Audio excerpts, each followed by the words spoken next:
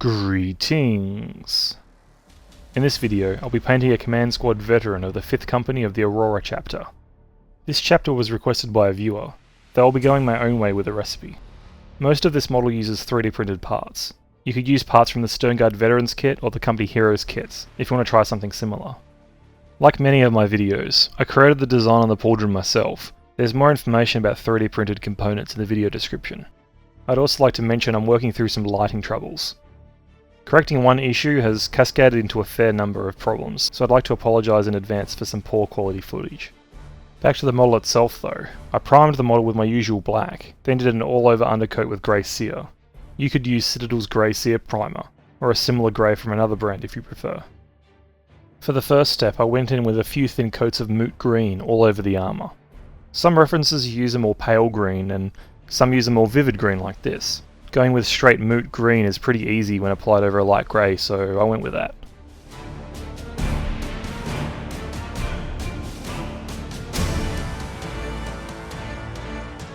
Moving on to Abaddon black now, for the black details.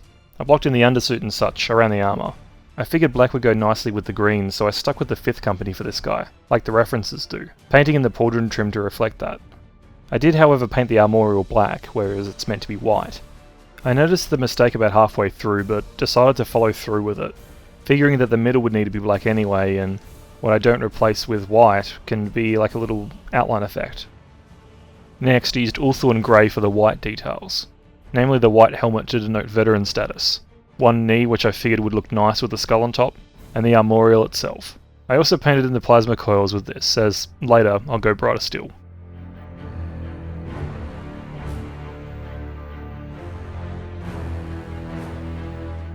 On to Mephiston red now, for the weapon casings, the eye lenses, and the little wrist lights.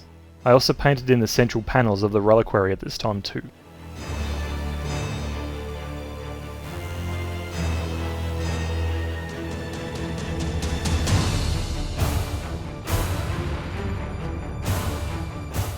Zandri dust was used for the tabard and the purity seals.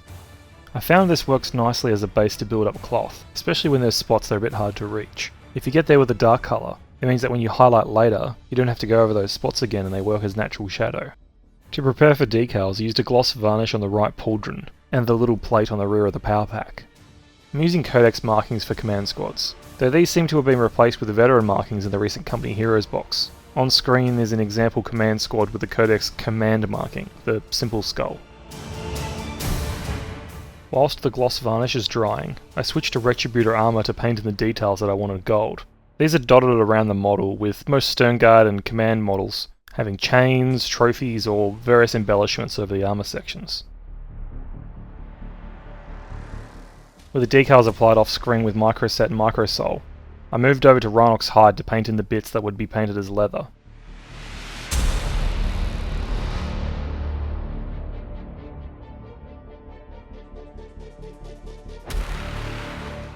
Continuing on with base coats, I switched to Screamer Pink and painted in the wax for the purity seals.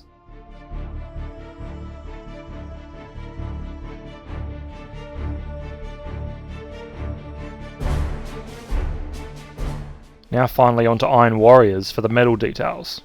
The knife, power pack details, various bits on the plasma pistol, as well as little nodules on the armour and the crack grenade on his belts were painted in.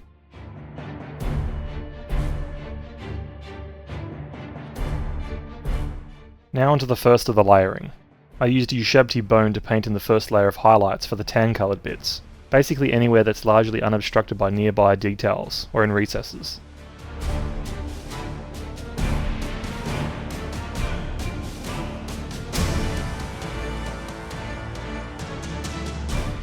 Screaming Skull followed, doing edge highlights on the purity seal parchment, but little lines to add texture on the cloth plates.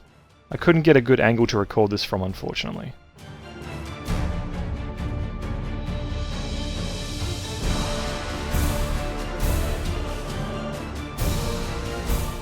For the wax, I used pink horror to highlight the edges and the raised surface of the skull imprint.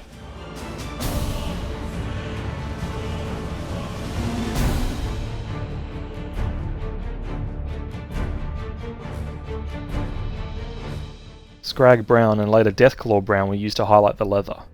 My skill with this method wavers dramatically, it seems. sometimes doing it really nicely, but other times it just looks like blobs. Hopefully I can figure out how to overcome these issues.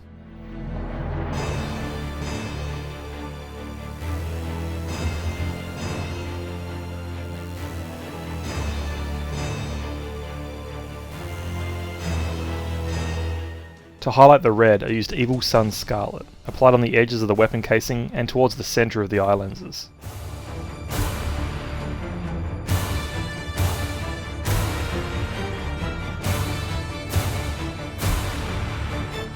I followed that with Wild Rider Red, in a smaller area towards the middle of the face, and Luggenough Orange as a final dot. I similarly applied these to the wrist lights off camera. To do the little scribbles to the purity seals, I got out a tiny brush and put a tiny bit of Abaddon black on, then applied haphazard lines to mimic tiny writing. The decals were a bit brighter than the white helmet and the opposing armorial, so I went over them with Corax white to bring them up a bit. I also applied this over the plasma coils.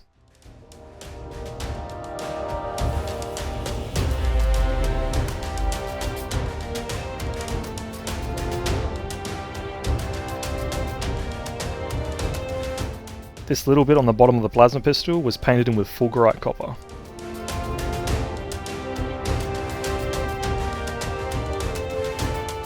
For the plasma coils, I used Baharroth blue over most of it, leaving a little bit towards the bottom edge white still. I also went over the edges to do a kind of glow effect, not worrying about going too far though, as I plan to clean up later. Next was Temple Guard blue, applied in a smaller area of the coils towards the top. The little vents on the muzzle also received these last two paints. Finally, Thousand Suns blue was used at the very top part, to signify how the coils furthest from the core have cooled a bit. Next, I went back in with Mephiston red to clean up the messy glow a bit. It's not great, not at all, but it'll do for this, and it's the smallest plasma weapon they get. I think it looks really good from a distance at least. Next, I turn my attention back to the silver with Runefang steel, highlighting various bits all over the model to help them stand out a bit more. The Iron Warrior's base coat is a very muted colour by itself, but combining it with a brighter and shinier silver helps emphasise the material. Now on to highlighting the armour itself. Citadel doesn't have a brighter green than Moot Green, so I mixed in a little Dorn yellow until I was happy with the colour. Moot Green is a yellowy green anyway, so adding in a bit more yellow, especially one so bright, helped increase the brightness without reducing that warm yellow tone. Had I used white instead, or Gorse Blaster green, it would have looked a bit too cold, moving towards the blue tone. I think it looks something akin to frozen grass. To highlight the black, I used Mechanicus Standard Grey, roughly applied around the edges of the pauldron trim to simulate scuff marks and the like.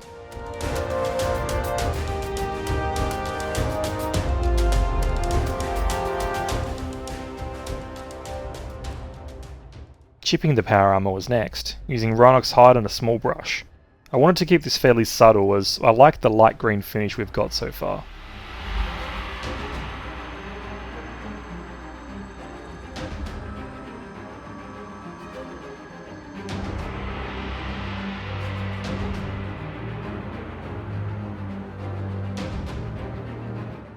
After I was happy with the chipping, I used a Sepia Paneliner from AK Interactive in the recesses of the armour and around the metal bits.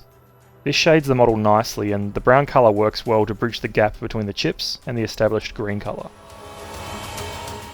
With all that done, I waited for the model to fully dry and then I applied my usual basing method, painted the base rim black and then sealed everything in with an ultramatte varnish.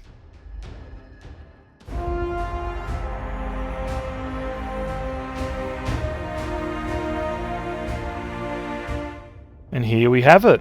A Command Squad veteran of the Aurora 5th Company. This one sure is a vivid green. I wasn't sure whether to go this bright, but I'm glad I tried it.